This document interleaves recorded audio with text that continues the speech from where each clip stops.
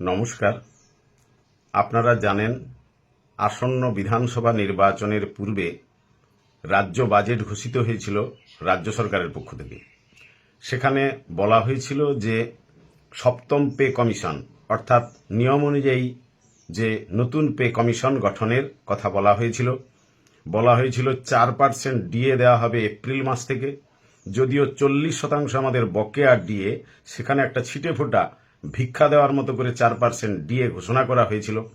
Supreme কোর্টের যে রায় তাকে মান্যতা দিয়ে আজ পর্যন্ত সেই 25% বকেয়া এবং পরবর্তী যে ধাপে ধাপে মিটিয়ে দেওয়ার যে প্রক্রিয়া নির্দেশ দেওয়া হয়েছিল সুপ্রিম কোর্টের পক্ষ থেকে, তাকে মান্যতা না দিয়ে সুপ্রিম কোর্টে এমএ ফাইল করেছে রাজ্য সরকার এবং রিভিউ পিটিশন তার সঙ্গে। আমরা রাজ্য সরকারের কাছে আজকে একটা চিঠি পাঠাচ্ছি মুখ্যমন্ত্রী, মুখ্য সচিব এবং অর্থ সচিবের কাছে। রাজ্য বাজেটে যে ঘোষণা করা হয়েছিল নতুন পে কমিশন অর্থাৎ সপ্তম পে কমিশনের কথা বলা হয়েছিল, আর কিছুদিনের মধ্যে রাজ্যে ভোট ঘোষণা হতে চলেছে, ভোটের দিনক্ষণ। তাহলে এই যে সপ্তম পে কমিশন গঠনের কথা বলা হয়েছিল সেটা কি ভোটের দিকে কেবল তাকিয়ে? 4% ডিএ ঘোষণা করা হয়েছিল যে সামান্য 4% এপ্রিল মাস থেকে, তারও কোনো কিন্তু নোটিফিকেশন নেই। নিয়ম অনুযায়ী এই যে পে কমিশন গঠন করতে গেলে রাজ্য সরকারকে গেজেট নোটিফিকেশন প্রকাশ করতে হয়, কিন্তু আজ পর্যন্ত সে ব্যাপারে কিন্তু তারা নিশ্চুপ। তাহলে কি ভোটের দিকে তাকিয়ে কেবল এই ঘোষণা?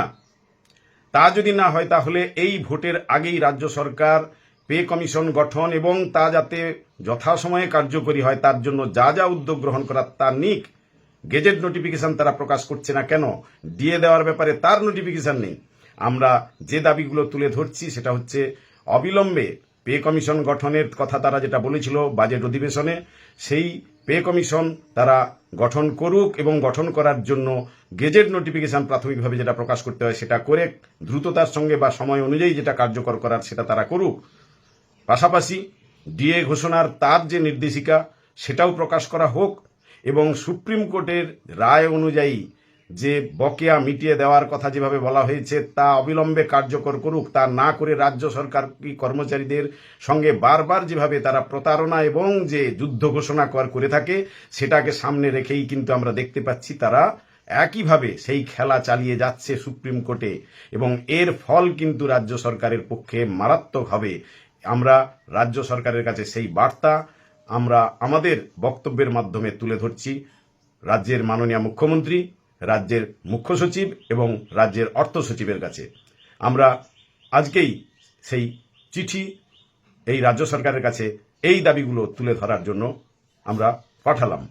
সকলের অবগতির জন্য এই বিষয়টি রাখলাম। নমস্কার, আমি কিঙ্কর অধিকারী, সাধারণ সম্পাদক, শিক্ষানুরাগী ঐক্যমঞ্চ।